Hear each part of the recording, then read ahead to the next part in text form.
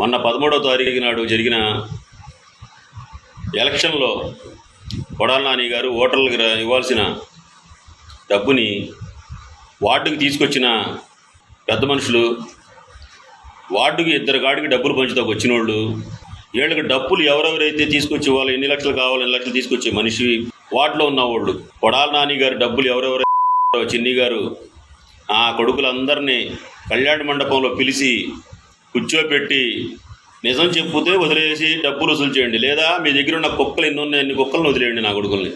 కొడాలి నానికి నమ్మక ద్రోహం చేసిన వాళ్ళల్లో 12వ వార్డు, 10వ వార్డు, 11వ వార్డులో మిగతా వార్డుల గురించి మనకు అనవసరం. ఈ వార్డుల్లో ఉన్న వాళ్ళు అతి ఘోరంగా డబ్బులు నొక్కేశారు. 24 సంవత్సరాలు 22 సంవత్సరాల నుంచి కష్టపడి ప్రతి వెనకాలండి ఉన్నవాళ్ళు చూస్తుండగానే ఇన్ని డబ్బులు దొబ్బేశారంటే దగ్గర 8 కోట్లు దొబ్బేశారు. చిన్న వీళ్ళకి మాత్రం మీరు ఎంత తొందరగా పిలిచి మీరు డబ్బులు వసూలు చేస్తే చేయండి. లేకపోతే ఒకడేమో గోవా వెళ్తా సిద్ధంగా ఉన్నాడు, ఒకడేమో సింగపూర్ వెళ్తా సిద్ధంగా ఉన్నాడు, ఒకడేమో మలేషియా వెళ్తా సిద్ధంగా ఉన్నాడు. ఏంటి వీళ్ళు కొడాలి నాని గారి దగ్గర డబ్బులతో ఎంజాయ్ చేయడానికి సిద్ధంగా ఉన్నారు. దయచేసి మీరు వీళ్ళందరినీ పిలిపించి అర్జెంటుగా డబ్బులు వసూలు చేయండి. పనికిరాని నా కొడుకు దగ్గర కూడా 50,000 కట్ట కనపడుతుంది ఇవాళ.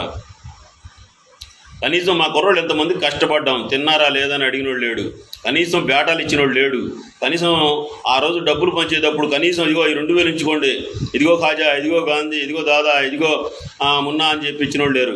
కనీసం మాకు కొడాలి నాని గారి అభిమానం మీద మీ మీద ఉన్న అభిమానం మీద వైఎస్ఆర్ పార్టీ మీద ఉన్న అభిమానంతో మా సొంత డబ్బులు ఖర్చు పెట్టుకుని పనిచేసాం. ₹1 ఎవరిని అడగల. దయచేసి మీరు మాత్రం ఎవరైతే డబ్బులు నొక్కేశారో మీ దగ్గర ఈ వాళ్ళని మాత్రం మీరు దయచేసి వదలొద్దు.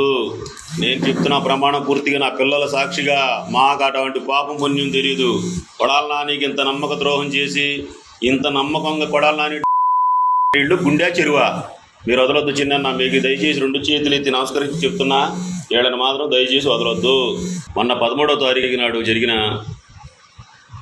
ఎలక్షన్లో కొడాలి నాని గారు ఓటర్లకు ఇవ్వాల్సిన డబ్బుని వార్డుకి తీసుకొచ్చిన పెద్ద మనుషులు, వార్డుకి ఇద్దరు గాడికి డబ్బులు పంచుతాకు వచ్చిన వాళ్ళు, వీళ్ళకి డబ్బులు ఎవరెవరైతే తీసుకొచ్చి వాళ్ళు ఎన్ని లక్షలు కావాలి ఎన్ని లక్షలు తీసుకొచ్చే మనిషి వార్డులో ఉన్నవాళ్ళు, కొడాలి నాని గారి డబ్బులు ఎవరెవరైతే చిన్ని గారు ఆ కొడుకులందరినీ కళ్యాణ మండపంలో పిలిచి కూర్చోబెట్టి నిజం చెప్పుతే వదిలేసి డబ్బులు వసూలు చేయండి, లేదా మీ దగ్గర ఉన్న కుక్కలు ఎన్ని ఉన్నాయి అన్ని కుక్కలను వదిలేయండి నా కొడుకుల్ని.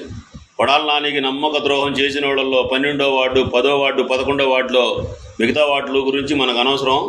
ఈ వార్డుల్లో ఉన్న వాళ్ళు అతి ఘోరంగా డబ్బులు నొక్కేశారు.